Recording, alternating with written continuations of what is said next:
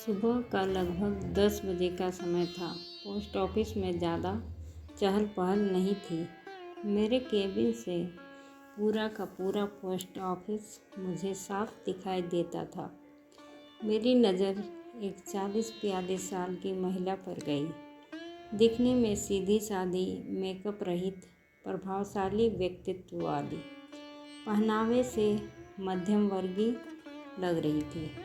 जिस तरीके से वह ऑफिस के कर्मचारियों से बातचीत कर रही थी, यद्यपि मुझे उनकी बातचीत सुनाई नहीं दे रही थी, उसके स्वभाव की नम्रता साफ झलक रही थी। थोड़ी देर बाद मैंने देखा तो वो बेचैन सी बेंच पर बैठी थी। शायद उसे किसी का इंतज़ार था। इतने में पोस्ट ऑफिस की एक एजेंट आई। उस महिला ने एजेंट से कुछ बात की और एजेंट ने अंदर आकर मुझसे पूछा, सर, इनकी आरडी मैच्योर हो गई है, लगभग 9,000 की रकम है, लेकिन शर्मा जी कह रहे हैं कि अभी कैश नहीं है। 11 बजे बैंक खुलने पर ही पेमेंट हो सकता है। सर, मैंने पार्टी को बताया था कि मैं उनका पेमेंट जल्द ही करवा दूंगी। क्या कहीं से कैश का बंदोबस्त हो सकता है? हालांकि इतनी रकम तो पोस्ट ऑफिस में रहती है, लेकिन पहले दिन बैंक की छुट्टी होने से आज कैश नहीं थी। मैंने शर्मा जी को बुलाकर उनसे बात की, लेकिन उन्होंने कैश उपलब्ध न होने की बात ही दोहरा दी।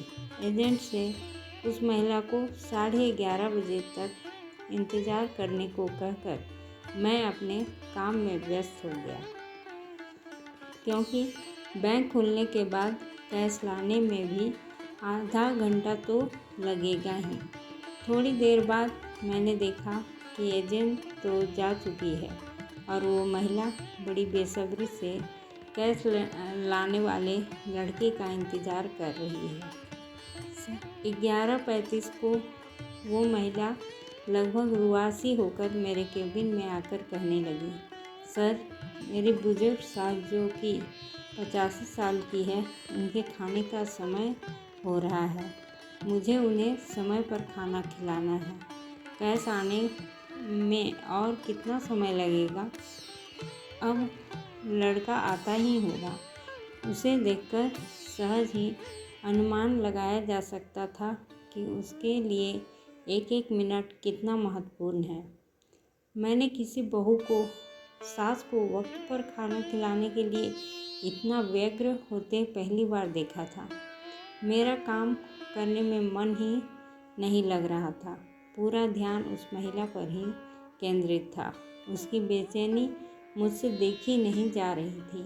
सच बताऊं, यदि वो उस वक्त मेरे पास पैसे होते, मैं खुद उसे अपने पैसे देकर वक्त पर रवाना कर देता। कैश आने पर मैं अपने पैसे ले लेता, लेकिन हाय रे किस्मत, मेरे पास भी इतने पैसे ना थे। मैंने उसे बुलाकर कहा, आप यहाँ पर हस्ताक्षर कर दीजिए ताकि कैश आने पर आपका उतना वक्त भी बचे। उसने हस्ताक्षर कर दिए और बेंच पर जाकर बैठ गई। 11:45 हो गया, लेकिन लड़का नहीं आया। अब उसका धैर्य जवाब देने लगा। वो मेरे पास आकर कहने लगी, सर, मैं अब और इंतज़ार नहीं कर सकती। मेरा घर भी दूर है, खाना बनाने में भी वक्त लगेगा। मैं कल आकर कैश ले जाऊंगी। देखिए, आपने फॉर्म पर हस्ताक्षर कर दिए हैं। इसका मतलब है कि आपको कैश मिल गई है, अतः कैश तो आपको अभी ही ले जानी होगी। अब वो कुछ ज़्यादा ही परेशान हो गई। 11:55 को वो मेरे पास आई। माफ़ कीजिएगा, मैं और इंतज़ार नहीं कर सकती। मैं जा रही हूँ। मुझे मेरी सास को वक्त पर खाना खिलाना है, चाहे इसके लिए मेरा इतने रुपए का नुकसान ही क्यों ना हो जाए। और वो सचमुच में चली गई। मैं और पूरा मेरा स्टाफ भौचक्का होकर उसे जाते हुए देखता रह गया। मेरी पोस्ट मास्टर की नौकरी में यह पहला केस था जिसमें ग्राहक को पैसे से ज़्यादा अपनी सास को खाना खिलाने की पड़ी थी। एक मध्यवर्गीय बहू जिसके लिए 9,000 रुपये बहुत मायने रखते हैं, पूरे 12 महीने थोड़े थोड़े पैसे जमा कर उसने यह राशि जुटाई थी। इतनी सहजता से पैसे छोड़कर कैसे जा सकती है? हम सभी को यह बात हजम ही नहीं हो रही थी। आजकल ही नहीं तो प्राचीन काल से ही सास बहू का रिश्ता एक ऐसा रिश्ता कहलाता है जिसे जैसे ना चाहते हुए भी दोनों ही निभाती हैं।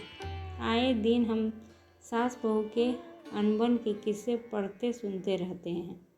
थोड़े दिन पहले ही मैंने न्यूज़ में एक वीडियो देखा था जिसमें एक बहू अपनी बीमार और बुजुर्ग सास को पति की गैर मौजूदगी में खूब मारती है। ऐसे में मुझे अपने कानों पर, अपनी आंखों पर विश्वास ही नहीं हो रहा था कि ऐसी भी कोई बहू हो सकती है जो सिर्फ सास को वक्त पर खाना खिलाने के लिए। मैं यह सब सोच ही रहा था कि उतने में वह महिला और कैश लाने वाला लड़का दोनों एक साथ प्रवेश किया। हुआ ये कि जैसे ही वो महिला बाहर गई वैसे ही उसे लड़का आते हुए दिख गया।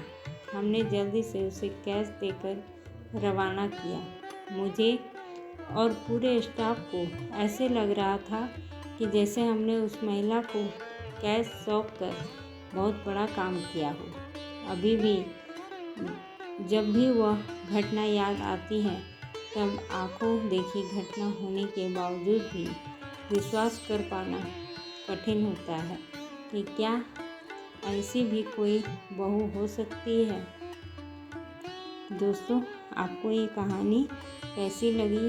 अच्छी लगी हो तो लाइक, सब्सक्राइब और शेयर करें। धन्यवाद।